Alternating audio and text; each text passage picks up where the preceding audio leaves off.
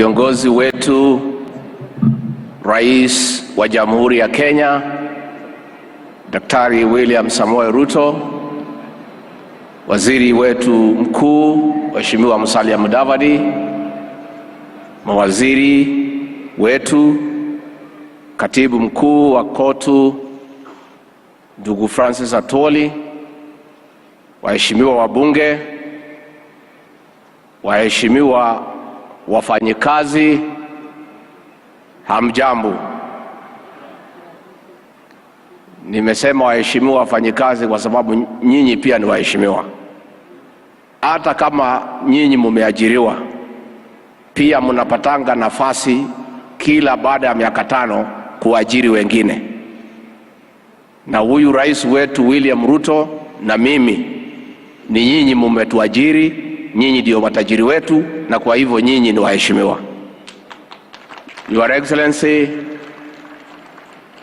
we thank you for getting time to come and have a conversation with the Kenyan workers, who are the greatest pillar for our economic development. Your Excellency, you inherited the leadership of this country at a difficult time, when the economy of this great nation was in a very difficult place. And Your Excellency, we want to thank you for the great efforts that you have put to restore the Kenyan economy, and we are glad that there are signs of recovery. Your Excellency, the workers here today and elsewhere in the country are greatly part of the hustler nation, and they have felt in a very big way the weight of the cost of living. Your Excellency, through prudent management and well thought out interventions, you have successfully brought down the cost of unga from an all-time high of 230 shillings to slightly above 150. Your Excellency, that and other interventions, it is true, it is in between 150, 170, depending on where you buy. Na tutaendelea naye.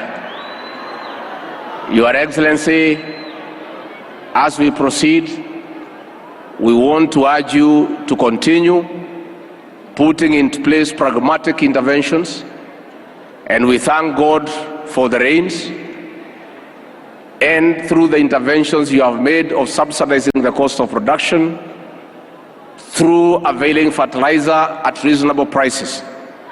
With these rains, we have no doubt, before the end of the year, the prices of food commodities will go down.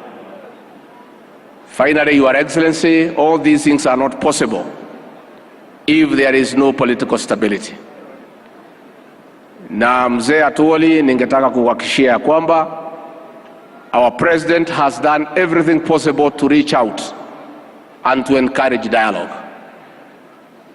When the Azimio group reached out to our president and said they want to be given an opportunity to leave the streets and get engaged in bipartisan discussions, the president readily agreed because he was very magnanimous and he provided leadership with this country.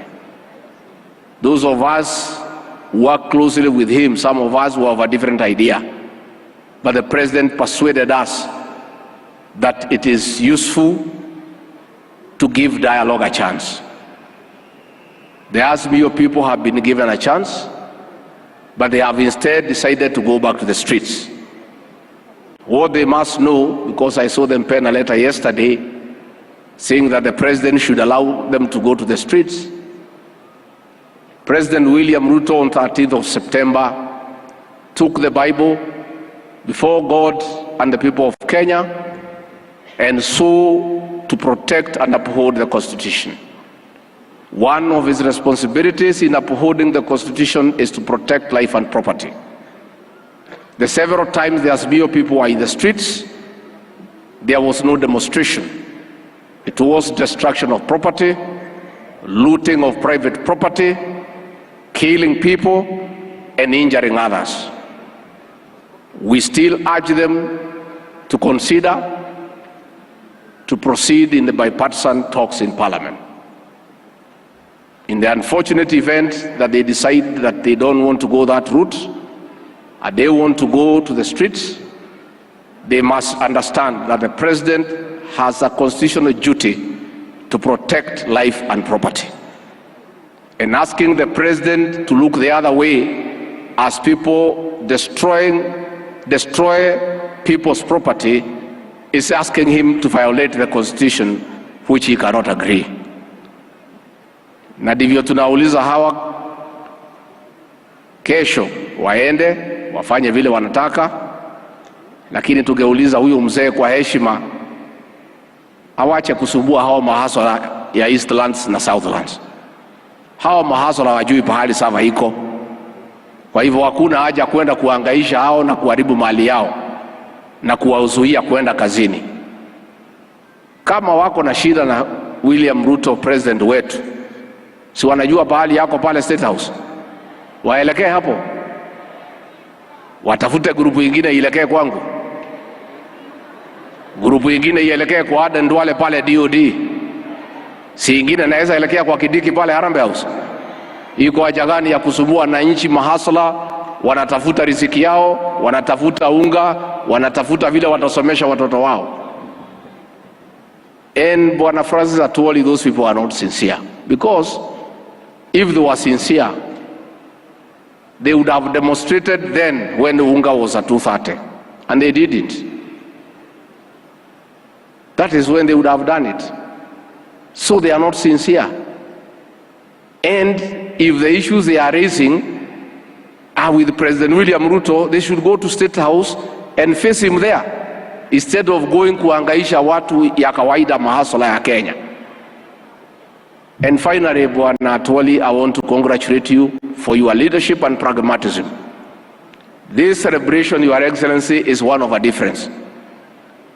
The labor celebration last year, there was not any discussion about workers. The whole ceremony from the beginning to the end was discussing William Samoei Ruto. But today it is one of a difference. We are discussing the issues of the Kenyan workers. And that is why we want to say, Bwana Atwoli, you have shown pragmatism and leadership. Whether you had another president in mind, ulikuwa unasema huyu hawezi, hata ulikuwa umesema akishindwa atafute miti ya kujinyonga. But siku ameshinda, you have done the right thing. You have shown you are a Democrat and you have respected the will of the people. And that is the way it should be. So I want to urge you with respect, hao marafiki yako uwatafute pale kwako Kitengela. Tulikuwa tunakufuatilia mkikaa na hawa. Uandalie chakula na ile vitu mlikuwa mnakunywa na hawa na ile muziki ya Lingala. Mkishamaliza uambie maneno ya kwamba uchaguzi uliisha na rais wa Kenya ni William Samoei. Na hiyo ndio ukweli. They should stop living in denial. Hata wakivaa sufuria kwa kichwa, rais wa Kenya ni William Samoei Ruto. Hata wakisema nini, hata wakimtukana, yeye ndiye rais wa Kenya. Na wewe Bwana mzee Atwoli, kwa sababu wewe umeelewa maneno, wewe ni mzee waite. Wakiburudika pale, wakichapa 1, 2, 3, watasikia maneno. Waeleze ya kwamba uchaguzi uliisha na wewe mwenyewe umetii demokrasia and you have respected the will of the people, because that is the way it should be. Kwa hivyo rais wetu wa Kenya wanategemea kwako ya kwamba utalinda mali yao, kwa sababu uko na kazi ambaye ni ya kikatiba ya kulinda mali ya Wakenya kutoka kwa muhalifu wowote, akuwe ni nani au ni nani, kwa sababu hiyo ni katiba na ni lazima katiba itekelezwe. Kwa hayo mengi, ningemuuliza kwa heshima sote tusimame, tuchukue nafasi hii